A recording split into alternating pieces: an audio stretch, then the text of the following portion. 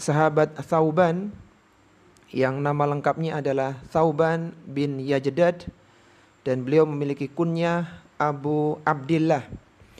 Beliau adalah seorang hamba sahaya, asalnya adalah seorang hamba sahaya yang dimerdekakan oleh Rasulullah Shallallahu Alaihi Wasallam.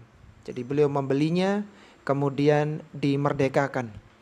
Dan seorang yang memerdekakan hamba sahaya, maka orang yang memerdekakan namanya wali, yang dimerdekakan atau mantan hamba sahaya yang merdeka namanya maula.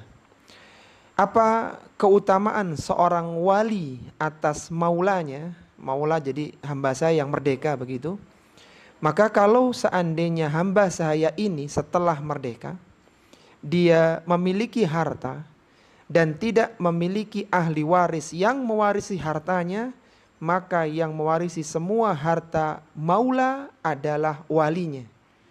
Dan hak maula itu hanya bagi yang memerdekakan, tidak bisa diberikan kepada yang lain. Sehingga tidak bisa misalnya ada seorang yang memerdekakan hamba saya, kemudian walaknya atau perwaliannya itu diberikan kepada yang lainnya. Dan memerdekakan hamba saya adalah amalan yang besar. Di antara sahabat yang banyak memerdekakan hamba saya adalah Abu Bakar As-Siddiq radhiyallahu ta'ala anhu. Bahkan di dalam Islam banyak kafarah yang salah satunya adalah memerdekakan hamba sahaya. Seorang yang memerdekakan hamba saya ini pahalanya sangat besar sekali. Bahkan sampai disebutkan oleh Nabi Sallallahu Alaihi Wasallam, la yajzi waladun walidan. Seorang anak tidak akan bisa membalas budi baik orang tuanya illa an yajidahu mamlukan fayashtariyahu fayu'tiqahu.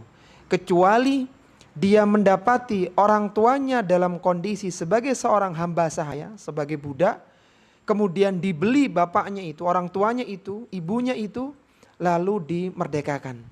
Maka ini baru bisa membalas kebaikan orang tuanya. Jadi orang tuanya tidak rugi melahirkan dia, karena dengan kelahirannya menjadikan dia menjadi orang merdeka. Jadi kembali lagi bahwasanya perwalian, memerdekakan hamba saya adalah amalan yang besar, pahalanya di dalam Islam. Dan Rasulullah Shallallahu Alaihi Wasallam pernah memerdekakan Thauban binti Yajdad sehingga dia menjadi sahabat yang merdeka.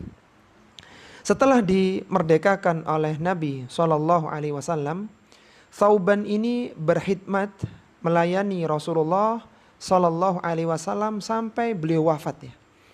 Jadi bedakan akhwati fillah rahimani wa rahimakumullah antara pembantu dengan hamba sahaya. Ini dua hal yang berbeda. Jadi kalau hamba sahaya itu dirinya, hartanya itu milik tuannya. Dia boleh diperjualbelikan, bahkan kalau itu hamba sahaya wanita boleh digauli oleh majikannya, dan demikian yang lainnya. Adapun khadim ya atau khadimah, pembantu itu berbeda. Jadi dia berkhidmat tapi dia orang merdeka. Sehingga hukumnya berbeda antara hamba saya dengan pembantu. Dan Thauban setelah merdeka menjadi pembantu Nabi SAW, berkhidmat melayani Nabi SAW sampai Rasulullah SAW wafat. Masih ingat Bu, tahun berapa Rasulullah SAW wafat? Tahun berapa? Tahun 2024? Enggak ya. Jadi beliau wafat di tahun 11 Hijriah. Bulannya bulan apa wafatnya Bu? Bulan Ramadan atau bulan Syawal? Bulan Rabiul Awal loh, Masya Allah. Ini Nabi kita Bu. Ya kalau nabinya umat lain mungkin nggak tahu nggak apa. Ini Nabi Muhammad SAW. Jadi harus tahu, beliau itu lahir di tahun gajah. Beliau hidup di Makkah selama 13 tahun. Beliau berhijrah ke Madinah, hidup di sana selama 10 tahun. Beliau wafat di tanggal 11 di hari Senin di bulan Rabiul Awal di tahun 11 Hijriah di usia 63 tahun lebih 4 hari. Hari Senin beliau wafat sallallahu alaihi wasallam. Thauban berpindah ya dari Syam, kemudian beliau tinggal di Ramallah di Palestina.